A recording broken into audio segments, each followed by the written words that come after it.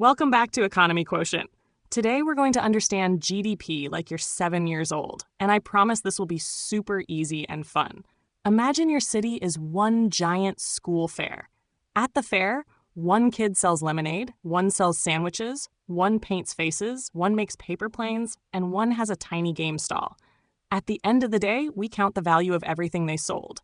If lemonade sold for $20, sandwiches for $30, face painting for $25, paper planes for $10, and games for $15, the total is $100. That total is like GDP. GDP is just the total value of all the things a country makes and all the services people provide in a period of time. So when grown-ups say GDP is growing, it means the country is making and selling more useful stuff and services. Now think about your home. If your family buys groceries, pays for internet, gets a haircut, and buys school shoes, that is spending. In economics, that spending is a big part of GDP. Businesses also spend money to grow, like buying new machines, opening a new shop, or hiring workers.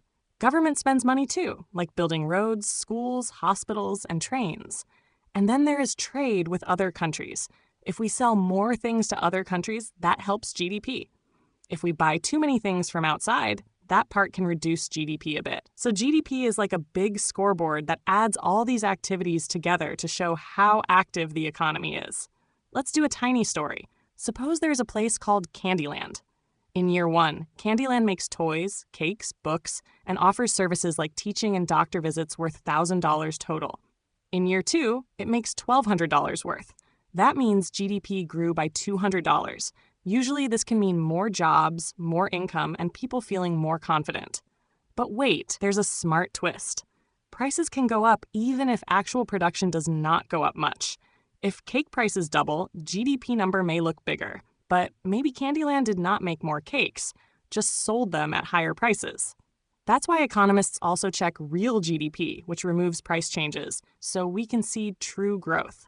Here's another easy example. Imagine 2 years of your favorite pizza shop.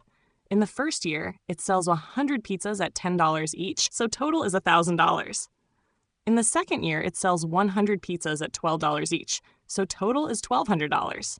Did the shop make more pizzas? No, still 100.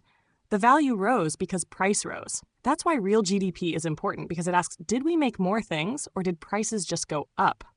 Nominal GDP is the number with current prices, and real GDP is the cleaner, actual growth picture.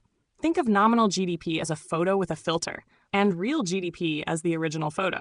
Now, is bigger GDP always perfect? Not always. GDP is useful, but it is not a full happiness meter. GDP does not directly measure clean air, free time, kindness, stress, or whether money is shared fairly.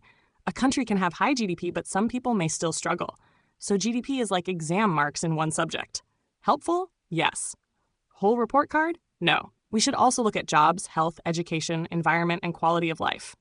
Smart people use GDP as one big clue, not the full story. So next time you hear GDP went up on the news, remember this. It means the country's total production and services value increased, like a bigger total at a giant school fair. If GDP goes down for a long time, businesses may earn less, jobs can become harder to find, and families may spend less. If GDP grows in a healthy way, it can mean more opportunities for people. Super simple. GDP is the economy's big score. Real GDP is the honest score, and both help us understand how the country is doing. Thanks for watching Economy Quotient. If this made GDP finally feel easy, fun, and clear, please like, share, and subscribe, and I'll see you in the next one.